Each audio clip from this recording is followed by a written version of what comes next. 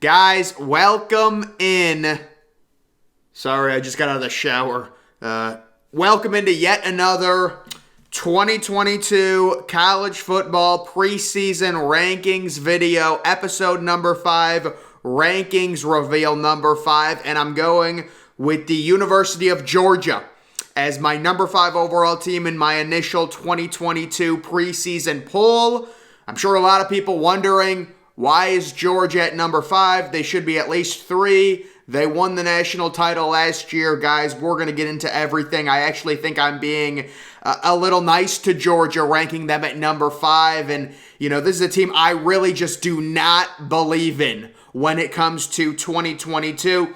Like always, we're going to go over their schedule, what's their toughest game, their current quarterback situation, a few breakout players I expect from Georgia, the biggest question mark, and then one bold prediction for the University of Georgia football in 2022. First, let's do the schedule, go over every game, kind of look through it. So they've got the big opening weekend game, the 3:30 game, neutral site, which really isn't a neutral site. It's in the Atlanta Falcons Stadium, so it's in Atlanta, Georgia, versus Oregon. I believe they're 16.5-point favorites in this game. That will be Bo Nix's debut with Oregon, as well as their new head coach, who I think was Georgia's defensive coordinator. So I guess they could try and play that up a little bit, but I see Georgia winning this game, the under hitting, and them not covering the spread. The over-under on this game is probably going to be pretty low, but I would say Georgia wins this game like 26-17.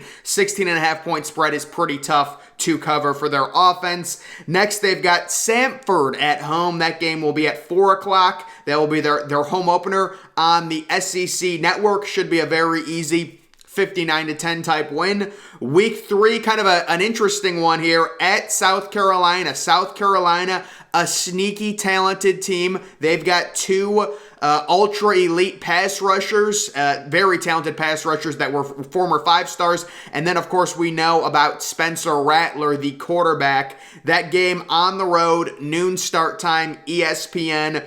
I'd be a little wary of that one if I was Georgia. Week number 4, they get a MAC team. That'll be Kent State at home. That will be on ESPN Plus as well as SEC Network if you want to watch that one. It's a primetime matchup. Then they get really into their schedule at Missouri. Very easy game for them.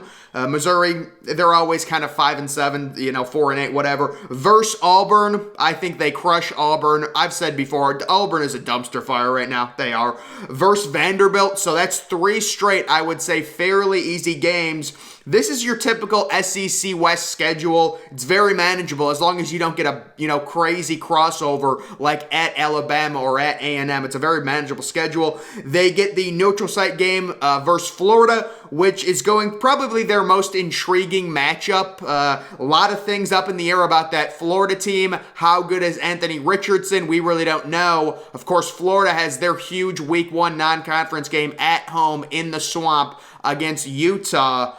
But that's a very intriguing matchup. That the game that will be a neutral site game there against Florida in the Jacksonville Jaguars Stadium. Tennessee at home, they should win. I would be maybe a little bit concerned if it was an away game for Georgia. Tennessee at home, you're going to beat them very likely. At Mississippi State, very winnable. At Kentucky could pose some problems, with their quarterback. He's an NFL prospect.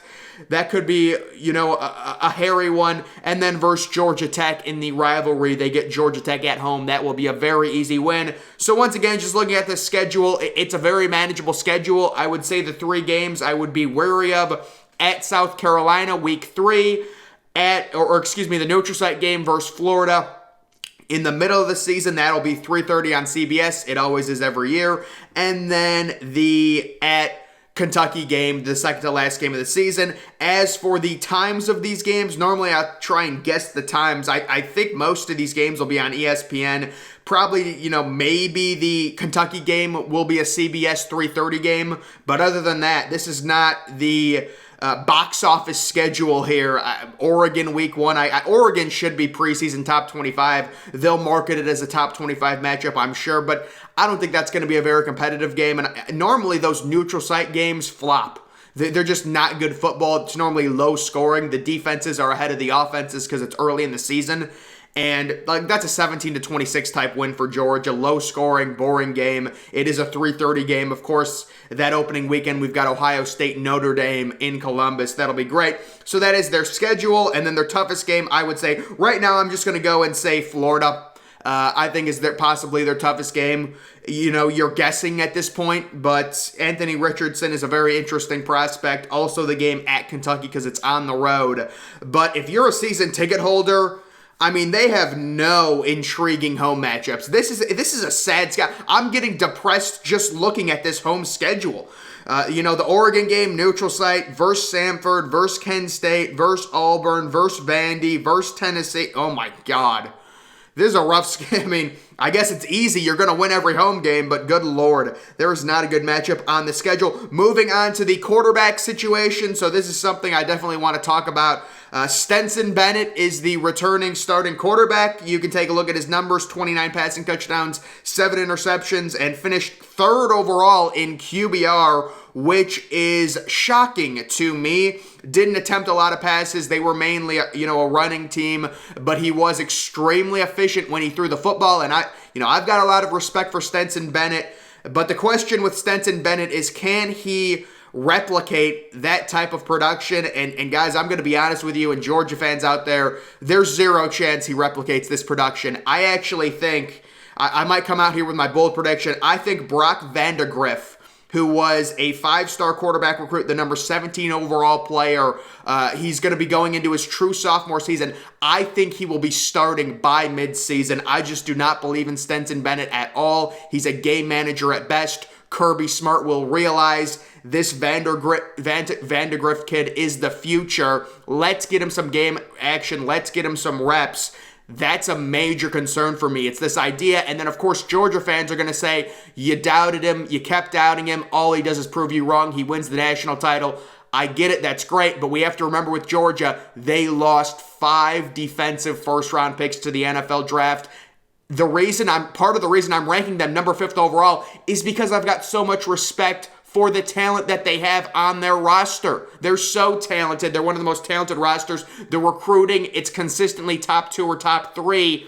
You lose all that talent, you've got major question marks on the offense with this team, in my opinion.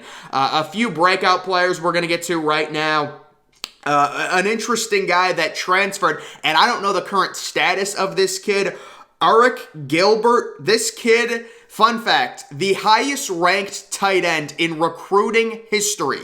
He was the number 5 overall player, committed and originally went to LSU, went into the transfer portal after his freshman season, and now he's going to Georgia. And I think he's had a few academic issues with Georgia, but it is an interesting situation when you've got one of the best tight ends we've seen in recent college football history in Brock Bowers already on your team, and you add the number 1 tight end in recruiting history. There should be a lot of 2 tight end sets there for Georgia's offense. That is a very unique situation. Brock Bowers is absurd, and he's only a true sophomore. He really is the best tight end in Snapchat. And then you add this kid who was the number 1 tight end in recruiting. It's crazy. Very interesting situation. Can this kid break out? Maybe. I mean, if you put him in 2 tight end sets with Bowers, Bowers is going to command a lot of attention. This kid's a matchup nightmare. I mean, obviously he's going to be a ridiculous, build with how high ranked he was. So on offense, Gilbert is a very intriguing option. Again, he's had some academic issues, but I believe he's back and he should be ready to play. Of course, that could change in 3 weeks if something comes out. But either way, him on offense, and then on defense, they're going to need a lot of guys to step up. I'm going with Xavier Story, who is a very interesting hybrid linebacker. I love modern-day hybrid linebackers, and this kid is the next great linebacker for Georgia. He's athletic, he can cover, but he's also big enough to bang in. Sounded a little bit weird. He's also, big enough to move around and actually tackle legitimate, strong running backs. I love the build of him, and I think he's going to have an absolutely breakout year. His second year, he was the number 26 overall prospect in his class. So those are just 2 overall breakout players that I suspect. But guys, The biggest question for Georgia, to me, the biggest question for Georgia in 2022 is the lack of returning talent on the offensive side of the ball. You've got major questions at running back. I understand they've recruited really well. You've got major question marks at receiver. I understand they recruited really well. They lost Burton to the transfer portal to Alabama. And really, with Stetson Bennett, I'm not seeing how this aligns to be a good enough offense, in my opinion. Now, maybe the defense carries the team again. I just find it hard to believe that's going to happen 2 years in a row. I know Jalen Carter is going to be a beast. He's going to be great. He's getting mocked in the top 10. I know Brock Bowers is an unbelievable tight end, but at the end of the day, there's only so much a tight end can do on offense in terms of overall game impact. And another major issue that I kept running into, I was looking at Georgia's 2020 and 2021 recruiting classes, and they were ranked really high. They're ranked like number 1 overall, number 2 overall, but I'm just not seeing a whole lot of impact talent. It's mainly defensive play. I mean, maybe Kendall Milton, the running back, receivers. I'm just not seeing impact talent from these 2 recruiting classes. Take away their ranking. I know they're ranked really high. I know they should be really good. But I am concerned about, in specific, the 2020 Georgia recruiting class and the 2021 Georgia recruiting class. I think both of these classes could be deemed busts eventually. Now, maybe I'm overreacting. Maybe I am. Maybe I'm overreacting. Maybe I should respect Kirby Smart a little bit more. But I'm just trying to put everything together, and this Georgia team, I'm ranking them number 5th initially because I've got respect for them. They won the national title. They're one of the 3 most talented rosters in college football, no doubt. But the parts are not adding up here. Like, there's no elite receiver. The running game is questionable. Stetson Bennett is your quarterback. This is you're replacing all these guys on the defense. There's just so many moving parts with Georgia, and I know they have an easy SEC West schedule. But I'm going to come out and say right now, I guarantee Georgia will not make the playoff in 2022. And if a Georgia fan wants to bet me, we could even do something where it's like, I'll give you good odds. Like, if Georgia makes the playoff, I'll give you $500. If they don't make it, I only want $300. If a Georgia fan wants to do something like that with me, 100% I do it. I just don't think this team, I'm trying with originally I was going to rank Georgia number 3 overall in my initial rankings, but it's like, I see it's just not adding up to me. There's just too much that needs to be replaced. There's not enough elite offensive talent there's just no elite receivers. The running backs are question marks. I know they've got highly ranked guys, but I just haven't seen it from someone like Kendall Milton. The quarterback, let's say Stetson Bennett is struggling. Now you're bringing in a guy that hasn't started at all, even though he's a talented player. The defense is replacing everyone. Jalen Carter's a beast. I understand that. They've got great recruits. I get it. Ringo should be really good. The cornerback, who was a top 5 overall player in his class. But there's just so many moving parts. I'm not as high on Georgia as probably a lot of other people. They are actually they have the second best odds to win the national title, which I find, it's not completely surprising because their roster is certainly talented, and this is the team that won the national title last year. But another quick thing I wanted to mention, guys, one of the things I always say every single year, the hardest thing to do in any sport, any pro-level North American sport, NFL, MLB, college football, college basketball, unless you're the University of Alabama, it's repeating. It is basically impossible. So Georgia, I don't think they're going to repeat. I don't even think they're going to make the playoff, but betting them to win the national title with Stetson Bennett again is a horrible, horrible idea. And it's not that I don't like Georgia. I came about this opinion organically when I looked at this roster and I was like, wow, there's a lot of moving parts here. There's not a lot of elite returning talent. There's no elite receivers. The defense should be good. They're always good. They've got an easy schedule. They've got an extremely easy home schedule. But you go into that SEC championship game with 1 or 2 losses, I don't think you're beating Bama. I really don't think they're beating Bama this year. They don't face Bama in the regular season. But if they were able to get to an SEC championship, which you would presume they would be able to, being in the West, I think it's going to be a major issue facing Alabama, going in there with one loss, and then you lose to Alabama, you're basically out of the playoff. No team has made the college football playoff with 2 losses, and I don't think Georgia will make it. So I definitely think they will drop a game in the regular season. The 3 games, I would look at them potentially losing at South Carolina. Week 3 could be a little dicey. It is a noon game, which is good for Georgia. You don't want to face them at night, get the crowd involved, things like that. So noon start time is good. Florida, the neutral site game, again, that's going to be one of those games that we can speculate on, but there's really no point. We just don't know how good Anthony Richardson is right now.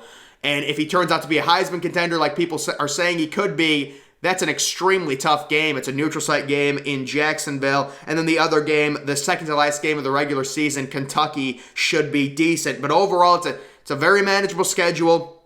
The road matchups are pretty manageable. The home matchups are extremely easy.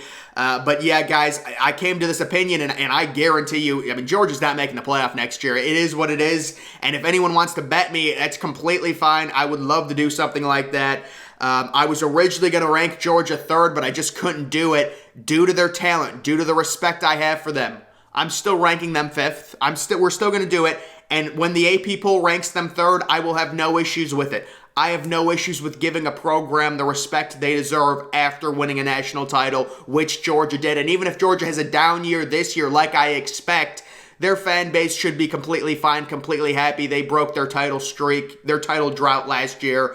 So they should be fine having even just one down year, maybe a transition year. I think that's what, you know what? I think that's what this is going to be labeled for Georgia football. It's a transition year. You're bringing in a new quarterback. You're going to get him some reps. Stetson Bennett's going to struggle. Kirby Smart's going to switch to the young guy, the 5-star quarterback halfway through the season. That's the vibe I'm getting from this Georgia football team. We'll see what happens. We'll see, but they're going to be really young on defense, question marks on offense. That's why little questions. That's why I have them ranked number 5 on my initial preseason list. So, guys, I mean, I try and justify everything. You know, I just don't want to sound like I'm not a homer. I always tell people I'm not a fan of Alabama. I'm not a fan of Ohio State. I'm not a fan of Texas. I'm just a college football fan, and this is just the way I see it. So I'm really not a fan of any program. I'm more of like the entire overseer of college football when it comes to this entire thing. I'm like the authority of college football, basically. But, guys, that is going to do it for this video. My number 6 overall ranking will be tomorrow, probably. I mean, normally I'll do these videos every day unless I miss a day randomly. But, you know, could it be Notre Dame? Could we see a team like Michigan being ranked number 6 overall? I don't even know who I'm going to rank. I'll have to think about it, sleep on it, and then I'll come back tomorrow with my number 6 overall team. But right now, we've got Ohio State at number 1. We've got Alabama at number 2. We've got Clemson at number 3. USC, the surprise team, at number 4. I explained that in my last video. And then Georgia, the defending national champions, coming in right now at 5. I think it's a very balanced list. But guys, that's going to do it for this video. Make sure you're following me on Twitter. Link to that's always in the description. I'm, of course, the Depressed Ginger. Thank you for watching.